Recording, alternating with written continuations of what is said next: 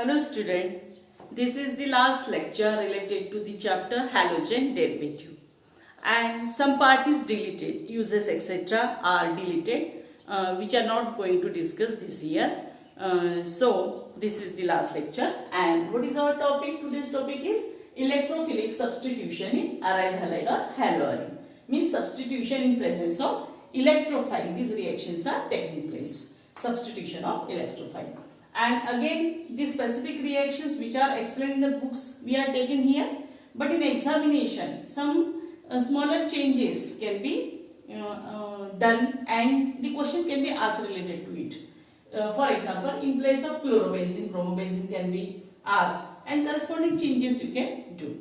So the here in all 4 reactions are there and all reactions are simple reaction. In 11th standard some reactions was explained like Friedel-Crafts reaction, which is again repeating here. The sulfonation reaction, only the reactant is changing here. Last year the reaction related to benzene was explained. Now here chlorobenzene. Means corresponding changes are there, but and the remaining mechanism remains the same. So this is again the repeating portion. So halogenation, for example, chlorobenzene is taken in presence of this anhydrous FeCl3, ferric chloride and chlorine. What is meaning of anhydrous? Anhydrous means free of water, dry, जिसे हम सूखा कहते हैं, उसमें पानी नहीं चाहिए. तो this anhydrous FeCl3 and Cl2 in presence of this compound, the reaction taking place like this. आपको हर बार क्या ध्यान में रखना है, यहाँ पे जो ये कंपाउंड है Cl, ये जो पूरा कंपाउंड है उसमें जो Cl है उसको कुछ भी नहीं हो रहा है. यहाँ Cl जैसे के वैसे, नाइट्रोजन में Cl जैसे के वैसे, यहाँ पे भी Cl वैसे के वैसे और यहाँ पे भी, यानी जो पेरेंट कंपाउंड है वो वैसा की वैसा ही रहेगा और बाकी कार्बन और हाइड्रोजन जो अटैच है वो हाइड्रोजन की जगह दूसरा एक कोई ग्रुप आएगा जो रिएक्टिंग स्पीसीज है. तो आपको ये बात ध्यान में रखना है. तो कुछ बेसिक चीजें अगर आप ध्यान में रखते हो तो रिएक्शन गलत नहीं होती. तो यहाँ पे क्या क्या इंपॉर्टेंट है मैंने जो बताया वो mechanism. Then anhydrous FeCl3 Cl2 condition is important and where reaction is taking place here you have to remember Meta position में कहीं भी कोई भी सब्स्टिट्यूशन नहीं हो रहा है, सब काम हो रहा है आर्थो है पैरा. तो यहाँ पे आर्थो Cl जाएगा और पैरा और 2 कंपाउंड वहां पे तैयार हो गए. तो ये हो गया 1 और ये हो गया position 4, 1 2 3 4, 1,4 dichlorobenzene which is the major product or it can be written as 80% and 1,2 dichlorobenzene is minor, it can be written as 20%. तो ये भी आपको लिखना है. अगर आप ये नहीं लिखते हैं तो मार्क यहाँ पे रेड्यूस होते हैं. तो आपको मेजर और माइनर लिखना है. This is the major product and this is the minor product. Entrance exam में से पूछते हैं मेजर प्रोडक्ट और माइनर प्रोडक्ट कौन से हैं, तो आपको ये अच्छे से याद करके रखने. देन नाइट्रेशन 11th स्टैंडर्ड में हमने पढ़ा है. In nitration always what is the condition, nitrating mixture is the condition. वो तो वैसा की वैसी है जैसे 11 में पढ़ा था हमने. Both concentrate nitric acid and concentrate H2SO4 together called nitrating mixture 3:1 proportion होता है. यहाँ पे हमने नाइट्रिक एसिड को कैसे लिखा है HONO2. इसका मीनिंग क्या है HNO3. बट समझने के लिए और राइटिंग के लिए इजी जानना चाहिए इसलिए हमने ऐसे लिखा है. अब यहाँ पे कैसे रिएक्शन होगी, यहाँ पे कुछ नहीं दिखाया हमने पर यहाँ पे क्या है H है, ठीक है. और ये H और AOH ये साइड प्रोडक्ट H2O यहाँ तैयार होता है जो कि हमने यहाँ दिखाया नहीं. आप लिख भी सकते हैं और नहीं भी लिखा तो यहाँ पे मार्क्स कुछ रेड्यूस नहीं होंगे. बट मैकेनिज्म कैसा है, ये जो H है ये निकल जाएगा यहाँ से और उसकी जगह क्या आएगा NO2. ये NO2 यहाँ पे आएगा, एक यहाँ पे आएगा और एक यहाँ पे भी H रहता है. तो इस तरह हम 1 पैरा पोजिशन दिख रही है और another 1 is the ortho position. और इसका नंबर क्या होता है यहाँ पे हमें मालूम है 1 2 3 4 1 2.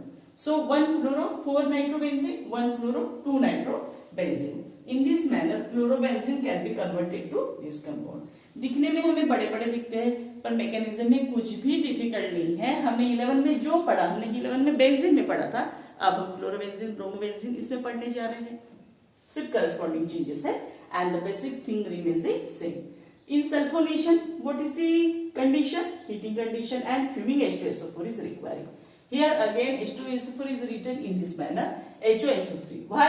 because this SO3H group is substituted, therefore it will become easy to remember.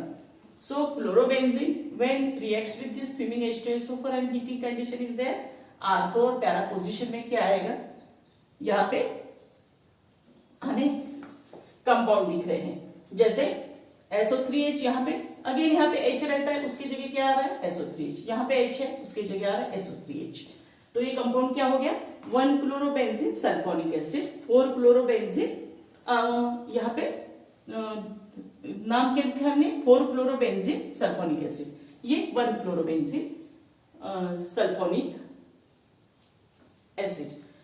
In this manner the two compounds are formed here.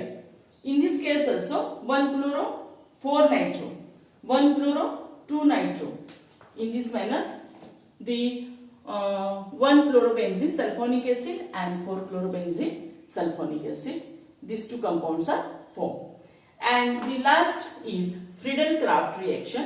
तो Friedel-Crafts reaction में क्या होगा, again same aryl compound is taken here plus alkyl halide anhydrous AlCl3, और ये जो CH3 है ये कहाँ जाएगा, यहाँ पे और यहाँ पे जाएगा, और साइड प्रोडक्ट HCl जो कि हमने यहाँ पे नहीं लिखा है, आप लिख भी सकते हो, नहीं भी लिखा तो मास रिड्यूस नहीं होंगे, तो यहाँ पे 1 क्लोरोटोलिन और 4 क्लोरोटोलिन ऐसे कंपाउंड यहाँ पे दो कंपाउंड्स यहाँ पे तैयार हो गए हैं. तो in this manner the 4 reactions are completed. Here one more reaction is remaining related to Friedel-Crafts reaction.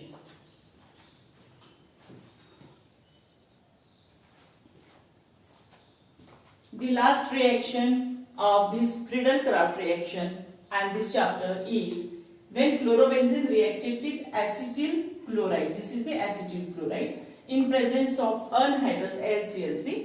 The reaction taking place in this manner.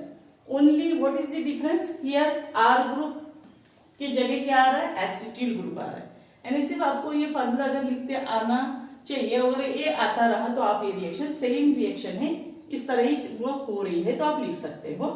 तो यहाँ से ब्रेकिंग होगा, ये यहाँ से ब्रेकिंग हो रहा है, और कहाँ रिएक्शन हो रही है, ये आर्थो और पैरा पोजिशन में, तो ये जो COCH3 यहाँ पे आएगा, COCH3 आप ऐसे लिख सकते हैं या डायरेक्ट COCH3 भी लिख सकते हैं, और यहाँ पे COCH3 आ रहा, ऐसे भी लिख सकते हैं और डायरेक्ट भी लिख सकते हैं, यानी इन दिस मैनर पे आप लिख सकते हैं, जैसे यहाँ पे मैंने ये COCH3 लिखा है, इसके जगह आप क्या लिख सकते हैं, यहाँ पे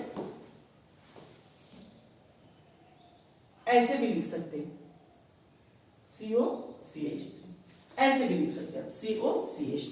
ओके, तो in this manner the reaction is taking place, और नाम क्या है 1 क्लोरो एसिटोफिनॉल, यहाँ 4 क्लोरो एसिटोफिनॉल. अब रिएक्शन कैसे, यहाँ पे H रहता है, यहाँ पे भी H रहता है, ये H निकल के इसके जगह COCH3 आता है, और ये HCl साइड प्रोडक्ट, तो आप ऐसे भी लिख सकते हैं plus twice HCl side product. और आपने अगर नहीं भी लिखा तो कोई मार्क रिड्यूस नहीं होते हैं, मेन कंपाउंड्स यहाँ पे बराबर आना चाहिए और उसके नाम, ये आपको अच्छे से ध्यान में रखना है.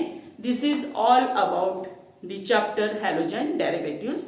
हमने बहुत अच्छे से स्लोली सब टॉपिक कवर किए हैं, और मुझे अपेक्षा है कि वो सब आपको समझ गए होंगे. अब आपकी रिस्पॉन्सिबिलिटी है कि आप अच्छे से पढ़ाई करें, सब लिख के रखें. अगर आप लिख के रखेंगे तो आपका बहुत टाइम सेव होगा, और आपको खुद के थोड़े नोट्स और रिमेम्बरिंग टिप्स नोट करने के लिए समय मिलेगा. तो I hope you understand this topic, and in next video the next chapter will be discussed, and that is the alcohol, phenol and ether.